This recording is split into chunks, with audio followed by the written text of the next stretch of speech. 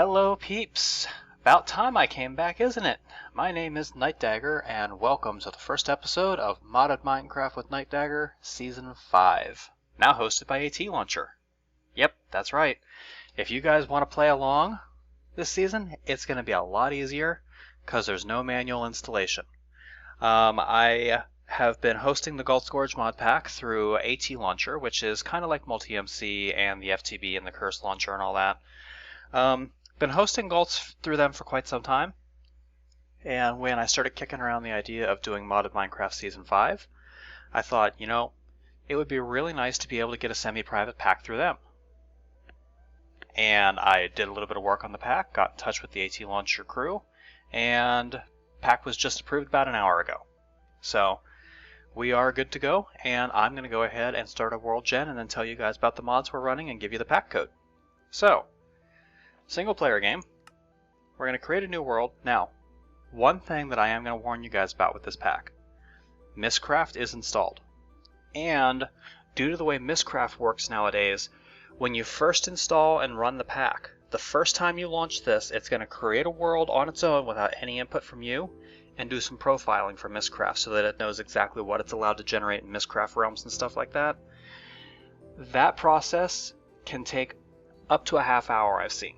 So before you decide to play the pack, set aside some time to let Mystcraft do its thing. You can't start a single player world until it's done. So first time you boot up the pack, boot it up, go watch some TV, grab a drink, whatever, boot it up before you go to bed. It'll be ready when you wake up in the morning. But give it some time. Don't expect to play the moment you launch the pack. You're going to have to wait a little while. But we're going to go ahead and create a new world. Biomes of Plenty is installed in the mod pack, so we have the Biomes of Plenty mod pack or world type available, and we're actually going to use that. We're going to name the world Season 5. We're going to leave it in survival mode. We're not going to do hardcore or anything like that because the way I am, it'd be a short season. Alright, Generate Structures is on. World type. We're going to select Biomes of Plenty as the world type.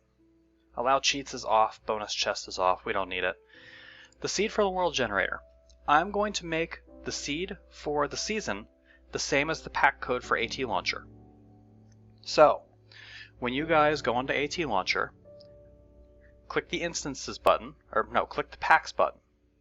Once AT Launcher first launches and you get everything configured, click packs. In the upper left hand corner there's a button that says add pack. When you click that button, it's going to bring up an interface asking you to enter the name of the pack, or the pack code. The pack code for Modded Minecraft with Nightdagger Season 5 is Creeper Mafia, with a capital C and a capital M, just like I typed in there. Type in that code, and it will add Modded Minecraft with Nightdagger Season 5 at the bottom of the pack's interface. So, scroll down there, hit New Instance, let it install. It is going to open a web browser when it's doing the installation because I don't have permission from Mystcraft to redistribute, so I have to link externally for them. JourneyMap is the same way, but AT Launcher has an agreement with JourneyMap that allows them to just do a direct download, so you shouldn't even see your browser open for JourneyMap. It should just do it itself. But Mystcraft is going to open a browser window. Now, it's not going to take you to the download page itself. It's going to open the browser window and it's going to automatically start the download. So if you're using, for example, Firefox or Chrome, there's going to be that little interface that pops up that says, this file can be harmful to your computer. Do you want to keep this file? Make sure you click yes for that, and then go back to AT Launcher and click I've downloaded this file. Should only do it for Mystcraft. Everything else is pre-configured. It'll download everything directly from the AT Launcher servers, and it'll also get the configs. So you'll be absolutely sure that your configs match mine. Anyway, enough talking. Let's go ahead and get the world generating. Create new world.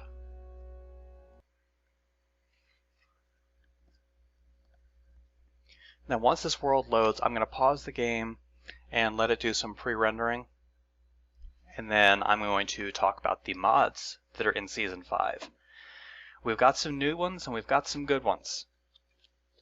And there's one mod that has been a staple of both Gulch Gorge and Mod of Minecraft with Nightdagger for as long as I can remember that has not come along. Oh, are you kidding me? Oh, this is not going to be good. Alright, I'm going to pause the world and let it do some generation while we talk about this. From what I'm seeing, the world I'm in is going to be livable, so it's not as bad as I originally thought. Alright, so mods for this season. We've got a lot of them, guys. Starting out, we have AgriCraft, which is basically Industrial Craft 2's crop sticks, but done a little bit more intelligently and allowing for much less random occurrence. Now, there is an option in AgriCraft that allows you to set it up so that you have to use their crop sticks to do any farming. That option is disabled because there's a couple of mods that won't work with it enabled. We have another one, Bites the Dust, is an ore unifier. It detects all of the ores that are installed and makes corresponding dust so that they're, so you can process them a little easier. Applied Energistics and Extra Cells, because honestly, these days, what's a tech pack without AE? It makes inventory management so nice. Bibliocraft and Bibliowoods. There's actually quite a few mods installed this season that are designed just for aesthetics. Bibliocraft is one of them. Big reactors, because we're going to need a lot of power to run some of the stuff that we're going to have before the end of the season. Biomes Aplenty, which you might have known because of the Sakura tree that generated over there. Blood Magic. Yes, there's a couple of magic mods installed this season too, and Blood Magic has quickly become one of my personal favorites just because it's so damn cool. And the altar is just, it's a gigantic, huge multi-block, and it's just awesome. Botania is installed because that's another one of my new personal favorites. I haven't even gotten that far in Botania, and I love it. Buildcraft plus Buildcraft compatibility. That's been a staple for as long as I can remember. Carpenter's Blocks. Another one of those mods that's designed basically just for aesthetics. We have Chicken Bones mods, most notably Chicken Chunks, NEI, Ender Storage, and Wireless Redstone. We've got EnderTech. Adds a whole bunch of interesting little things, like there's a thing that acts kind of like the Wand of Equivalent Exchange. Lets you replace one block type for another, but it runs off of RF instead of magic, so kind of cool. Also adds Ender Tanks and all sorts of other stuff that basically revolves around EnderTech. Fast Leaf Decay. This is a mod that I will not play without ever again, I think, because it's just too good. Let's see here. I think we've done enough preloading that I can just start doing some walking while I continue to talk. We have Forestry, as well as Binny's mods, which is also known as Extra Bees, Extra Trees, and all that. We have Gendistry, which allows for more precise tinkering with genetics, and we have Magic Bees. Let me turn off the F3 screen here. Oh, hello. That wouldn't have been good. We have Hunger Overhaul, along with Apple Core, which you might have noticed because of the whole thing down here. I need to change my options, because that's going to drive me nuts. Not enough keys, you might have noticed, is installed. I don't know which game got me in the habit, but I cannot use E for my inventory. I have to use Tab for my inventory. Let's see here. What else do we have? I was thinking about adding Vein Miner, but decided against it. Because, let's face it, it's already fast enough to destroy some of this stuff using some of the mods that we've got. One in particular. I'll get to that in a minute. Let's see here.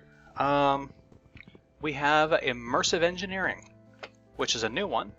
It adds more retro-looking and feeling cables for RF transmission. We also have Immersive... I love Fast Leaf Decay. We also have... I can't remember the name of it. What is it? immersive integration, which is a plugin for it that allows it to work with more mods, like AE systems and stuff like that. We have inventory tweaks, of course. I have a hard time playing without inventory tweaks.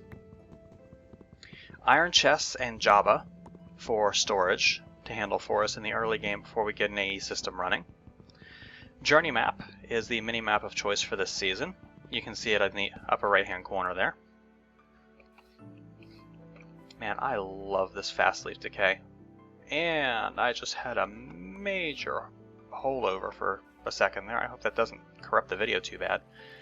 What do we got down here? Nice little valley. Let's see. We have Mine Factory Reloaded.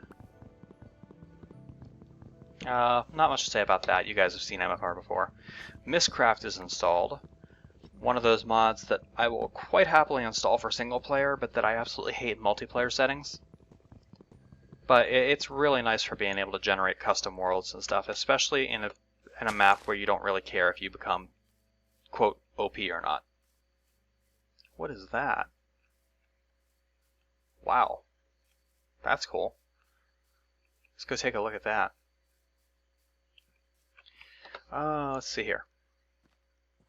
What else do we have? We have Natura, which you might have noticed a couple of Natura things floating around here, but most of what Natura does you'll see once we get to the Nether. What is this? Crag rock. Oh, look at this. Wow. This looks like it could be dangerous. Magnetite ore. Alright, what else we got? We have not enough keys, which you've already seen. We also have not enough codecs, which is supposed to fix the radio from open blocks, another one that's installed, but I don't know if it actually does or not. I included it anyway, just, you know, for safety's sake.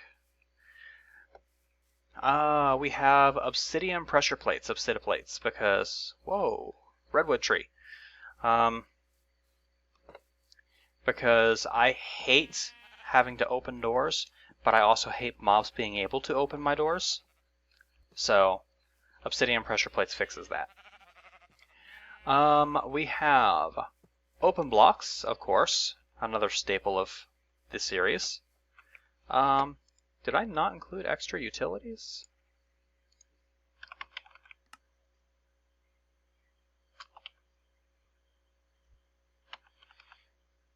No, I did include extra utilities. I just missed it in the Grandmaster list.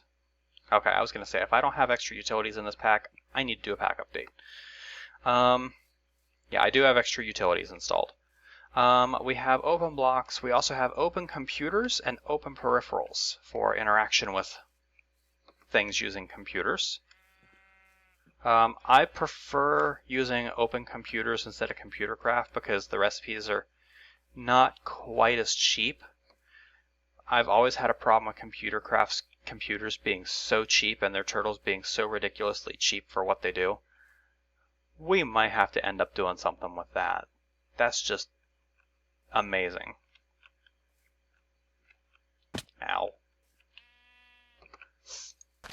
Might want to grab ourselves a bite to eat while I'm thinking about it here.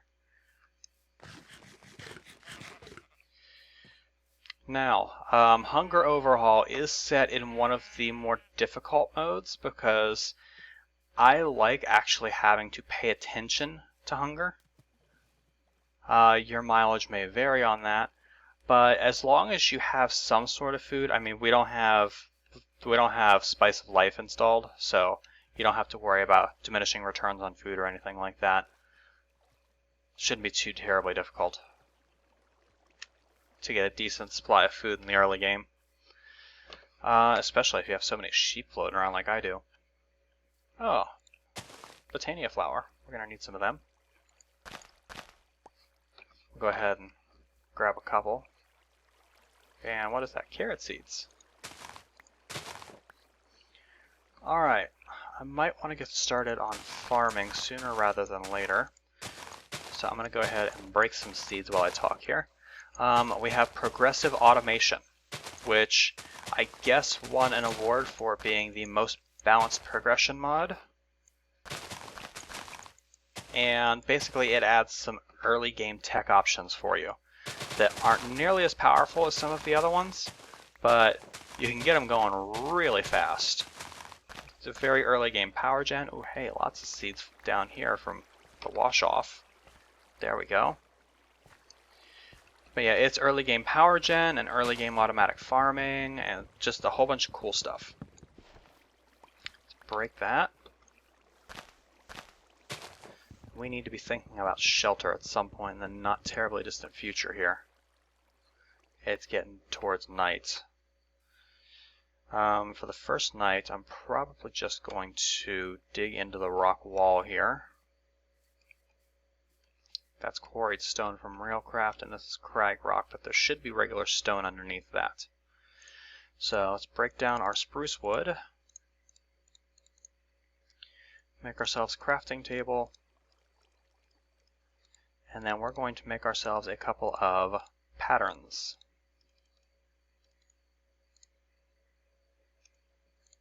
Yeah, we're only going to need a couple of them. There we go, blank patterns. In case you didn't notice, Tinker's Construct is installed. Yeah. After progressive automation, we have Project Red, which is my favorite redstone replacer for red power now that red power is basically defunct. Let's see here. Let's make our stuff here before night falls. And need just a piece of wood. There we go. Patterns with a crafting table for the tool station, the chest for the pattern chest, the piece of wood for the part builder, and the wooden plank for the stencil table.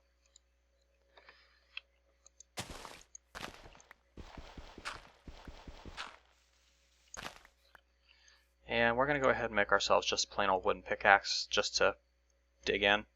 I do not have vanilla tools disabled in this pack, so feel free to use the vanilla tools. We definitely need to get some cobblestone so we can get a furnace going. I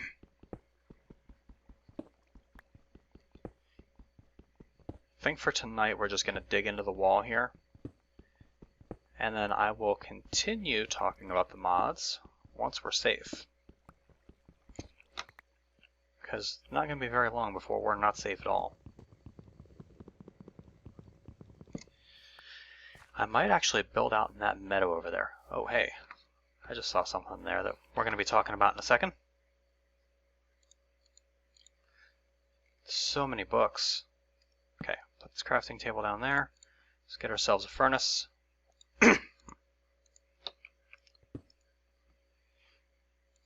And need to get ourselves some charcoal going.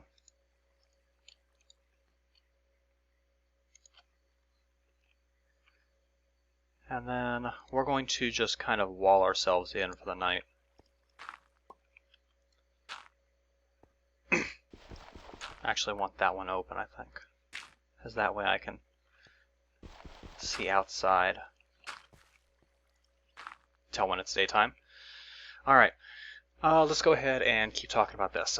Project Red I cover. Railcraft is installed because I like the idea of having the big Railcraft tanks, and the other mod that I like to use for tanks, which shall remain nameless until it actually does come out, isn't out yet. I don't know if it ever will be at this point, but I'm still hoping. New to the series, and one that a lot of people probably haven't heard of. Reactorcraft and Rotarycraft, Reka's mods. I'm hoping I'm saying that right. It adds new tech to the game that is based off of realistic rotary power, rotational power. It doesn't work like your standard tech mods where it's like, oh, you're producing X amount of RF per tick, and this machine requires Y amount of RF per tick, so you're good. No. Rotarycraft don't play that game. Rotarycraft puts in some really powerful machines, but they have power requirements, and then they have certain other requirements that have to be met in the way that power is supplied. Because rotational power is based off of two factors, torque and speed. And if a machine requires a certain amount of torque, it doesn't matter how much power you're giving it, it ain't gonna run. If a machine requires a certain amount of speed, it doesn't matter how much torque you're giving it, it's not gonna run. As a matter of fact, some machines, if you give them too much torque or too much speed, they'll explode. So that's fun. So it actually makes you think about it and figure out ways to transform your power into what you need for a certain operation, as opposed to just plugging it into a universal power supply and saying, oh, that's good, that'll work. All right. And let's see here. We've got Redstone Arsenal, which adds a whole bunch of tools for thermal expansion. Should be no surprise thermal expansion's installed. As well as RF tools, which adds some new tools that help monitor and use your RF supply. Simply jetpacks for early game flights, so that you can strap on a jetpack, fly around, and hopefully not strap on the potato jetpack because that ends badly. I mean, what do you expect if you make a jetpack using a potato? Tinker's Construct you've already seen. Thaumcraft is installed. You may have seen the node that I looked at a little while ago, along with Thaumic Exploration and Thaumic Tinkerer, so that you can use your Thaumcraft stuff for Tinker's Construct. Thermal Expansion is installed, as well as Thermal Dynamics, the return of item and fluiducts and stuff like that. So that's awesome. We also have Tinker's Mechworks, which allows you to make steel using Tinker's Construct. We have Wayla, which you might have noticed up at the top there. What am I looking at? And then the last mod that we have is pretty much a purely aesthetic one. We have Z-Tones, which adds a whole crap load of other blocks, some of which look really cool. But that is going to cover basically what we have for right now. There might be mods added later if it plays nicely and if there's something that I forgot. I'm pretty sure I got everything that's really required. Now, I had mentioned that there has been a mod that has been a staple of my series for as long as I can remember doing a series that has not come along. Did anyone catch what mod I didn't mention? Industrial Craft 2. IC2 is not in this version of the mod pack. Don't get me wrong, I still love IC2. It's still a really great mod, but compared to all of the other mods out there, it's just so dated that I kind of feel like it doesn't have a place in super high-tech packs anymore. Like, I feel that IC2 would still have a place in a moderate tech pack, or if you want to play with the Greg, then of course you have to use IC2. But I don't want anything to do with Greg Tech, because I prefer my difficulty to come from having to think about things and having to come up with creative methods of handling it, not from having to mine for 45 hours in order to be able to build a basic machine. Sorry, we were all thinking it. Someone needed to say it. Difficulty should not come at the expense of time sink. Let's go ahead and get us a basic Tinker's area set up. No, not a torch. Pattern chest, part builder, tool station, stencil table. First stencils we're going to need are pickaxe head, binding, shovel, and hatchet. We're going to toss these in here. Unfortunately, I don't have any flint yet, so I can't really make... Well, I mean, I guess I could make a stone pickaxe head. I think that's still a thing. But stone pickaxe heads are just blech. So, we're actually going to hold off on it. Shouldn't be too long until daytime anyway.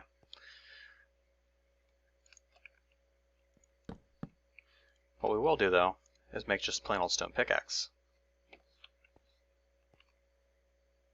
No, we won't, because I just used all of my wood. Smooth move. Alright. Now, I don't know why I have the no, actually I do know why. Never mind. I had installed Journey Map Fairplay Edition, I think, because I didn't want the mob radar. And I have mob radar, which to me seems kind of cheaty. So I am probably going to just disable the mob radar because I don't want to be able to tell when things are about to happen. So let's just go ahead and do that real quick. J is it to bring up the journey map? Let's see here. Show crops, use cave lighting, advanced options, hide sneaking, no, options, minimap preset 1. I'm going to leave show animals on, but we are going to turn off show mobs. We're also going to turn off show caves. Let's see here. I also prefer a square minimap, so we're going to go with square. Let's see, size. I want the minimap a little bit smaller. We're going to go for a size of 20. And how's that look? Yeah, that should be good. That's enough for me to generally tell where I am in relation to everything else without having to worry so much about. Okay, now I can mine this bauxite and get it out of my way. Speaking of getting stuff out of my way, let's go ahead and just toss everything that I currently have in here. And then once I figure out where I am going to be building, we'll just start moving stuff then. Let's see here. And broken pickaxe, awesome.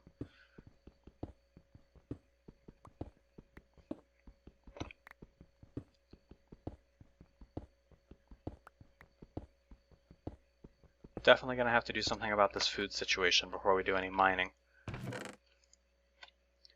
So I think what I'm going to do to address the food situation is I'm going to make myself a stone sword. And we're going to go get some of those sheep. What we're also going to do is we're going to make ourselves a couple of crop sticks. Can only get one for the moment. Come out here and take a peek around. Make sure we're not about to get blown up.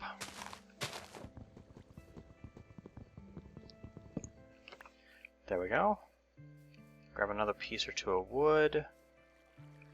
I don't really like that overhang. I mean, I like the overhang, but I don't like it at the same time.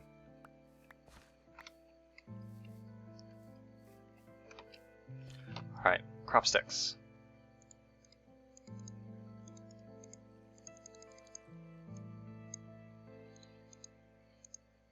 We're just going to grab 3 for now, because I need to make a stone hoe also. Oh, you can't make a stone hoe. That's awesome. What I can make is a stone mattock. So shovel head, axe head, both made out of stone. And then the mattock is stone axe head, a stick, and a stone shovel head.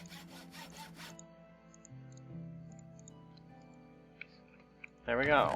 Put this away. We're going to take our seeds and our crop sticks, and we're going to go plant ourselves a little garden before we go killing sheep. Now, I don't have time to babysit it at the moment, so I'm not going to do any crossbreeding because weeds are a thing. And if you're not really careful, your entire garden can be completely overwritten with weeds in a stupidly short period of time. So we're not going to play around with that until I have some time to actually sit and babysit that. It'll probably be in an early episode though, because honestly, crossbred plants are just too good. Oh, I am starving.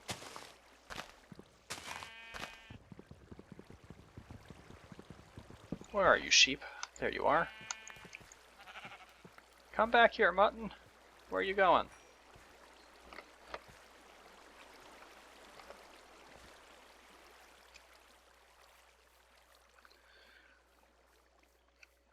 Okay, starving is not good.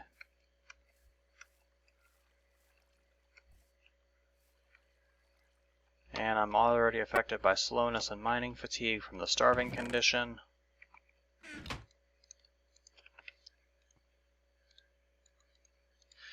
We're going to cook up some of this mutton. That'll get us a little bit of food to hold us over anyway. Cooked mutton.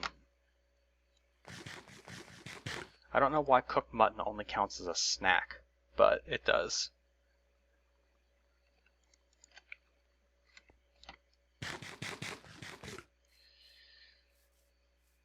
Alright, let's head over here, kill a couple more sheep. Killing the sheep is also going to get us some wool that we're going to need for making our bed. Did he not give us any mutton? Come back here. He didn't give us any mutton either. Damn it. Okay, I'm not going to kill the sheep that are over there for the moment because I don't want to completely extinct them. I want to be able to breed them. I think I see a Pam's Harvest Craft garden over there, which is going to help us out with a little bit of food.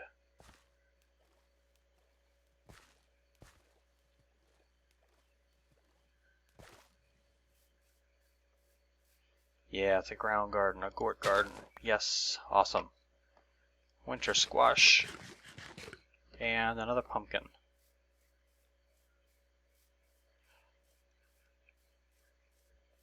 Alright, how are my crops doing? Oh, 29% already. Awesome. Alright. Let's head up here. Put some of this stuff away. I really wish I could do something with those pumpkins in the early game, but I can't think of any way to make that work for me. Let's see here.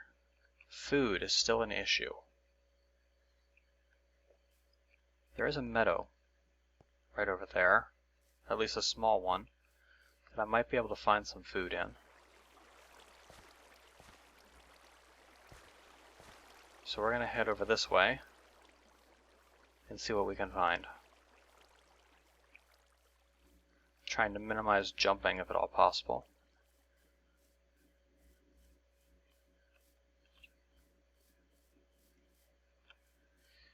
There's some ore up there. Another thing I need to be looking for is gravel, because I'm going to need some gravel in the early game to get my... Oh, hello. Cave. Oh, hello. Not a cave. That's a witch. Let's not head down there. Apple tree!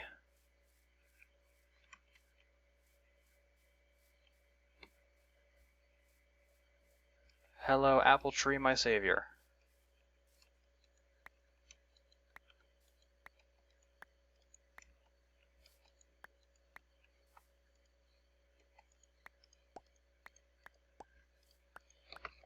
This is going to hold us over for quite a while, especially once I do something to make these apples just a little bit more sustaining.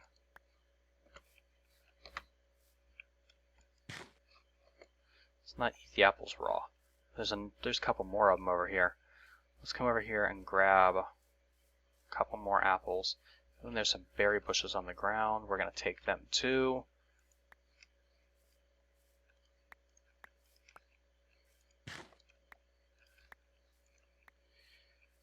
Yeah, I think this might be where I set up my base, because this is going to give me a nice open expanse with some hills nearby if I decide that there's something that I want to put up in the air.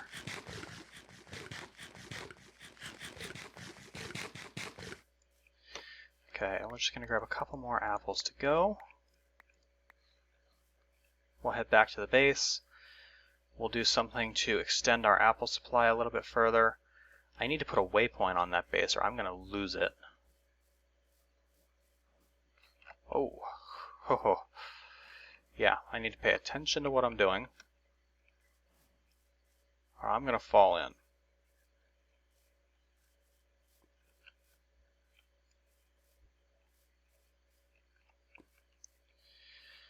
But yeah, I'm just going to put a waypoint over here.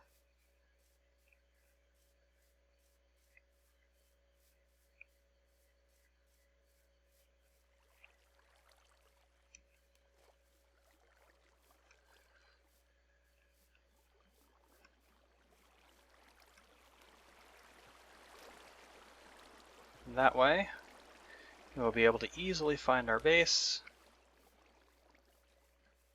Well, not that this is our base yet, this is just our little hole-in-the-wall camp.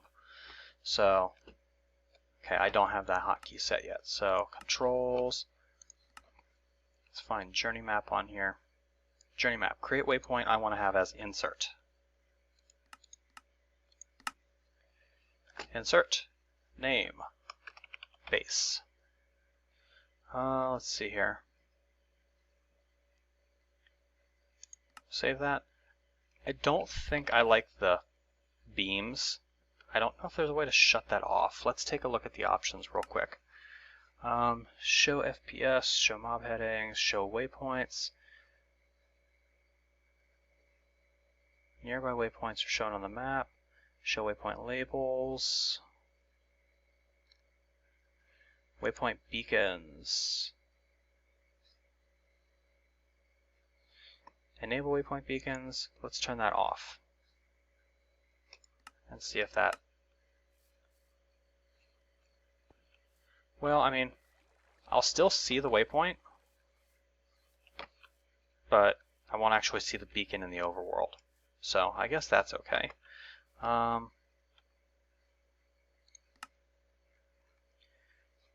enable the waypoint beacons. Turn off the the rotating beam. It still has the beam though. It's the beam that I don't like. Stationary beam. Let's turn the stationary beam off too. There we go. I can deal with a floating point. I can deal with a floating point that only occasionally gets in my way as opposed to that gigantic beam that just annoys the crap out of me. Sometimes I'll actually want to use the gigantic beam, like if I'm trying to do something vertically, run cable or something like that, it might be nice, but for right now, no, we don't want it. Alright, I do have at least a little bit of wood left in here, right? No? None whatsoever? Let's fix that before nightfall. I only need a couple of pieces.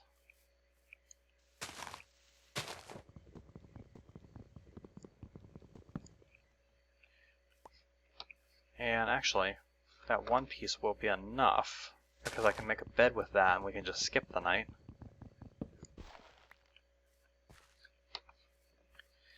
Always beneficial in the early game to spawn near sheep, because that way you can get a bed going right away.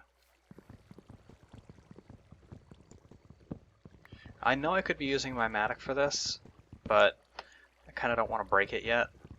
Even though, I mean, I guess it's easy enough to repair.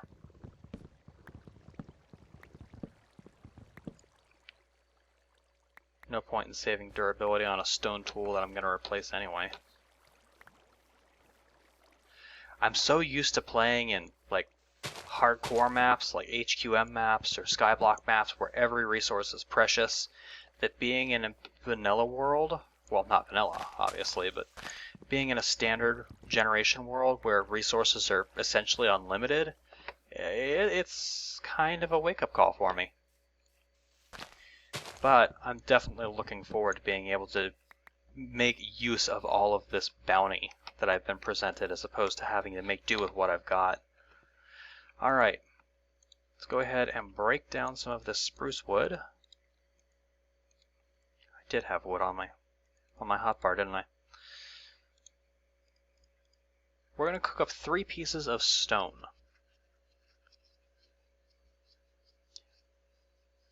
And then we're going to use that stone to extend our apple supply just a little bit further.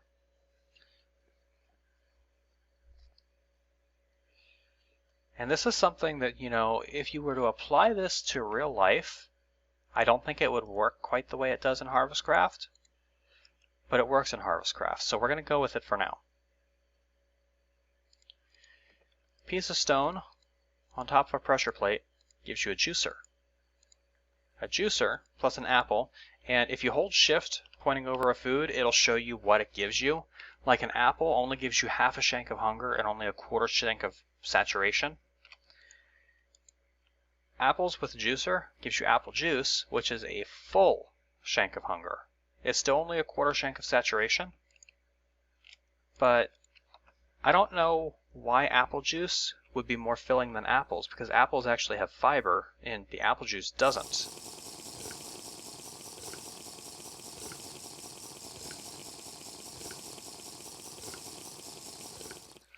But that takes care of our hunger problem.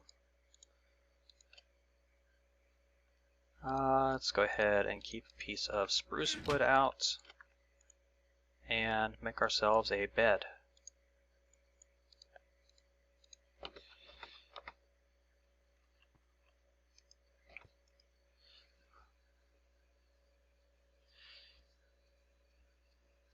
Alright. And daylight has come, as has the end of episode 1. So, this has been Nightdagger with episode 1 of Modded Minecraft with Nightdagger Season 5. Let's go take care of the encroaching creeper mafia real quick before we call it an episode. But yeah, hope you guys are enjoying this series and looking forward to it as much as I am, because I am definitely looking forward to being able to play on a normal world again, especially with some of the mods that we've got. Let me tell you guys, when we get to some rotary craft and reactor craft stuff, you guys are going to be so blown away with some of the things that those mods can do. It's just crazy. I think rotary craft and reactor craft are some of my favorite mods now, just because they're so good. Anyway, I am going to call the episode here. I think I already said that, but whatever. I repeat myself a lot. You guys know that. Hope you guys enjoyed the episode. Episode 2, I think we're going to get some basic tools going and maybe do a little bit of mining. See if we can get out of the Stone Age and get some work done. Hope you guys have enjoyed this episode, and I hope you guys are looking forward to the series. I'll catch you later, peeps.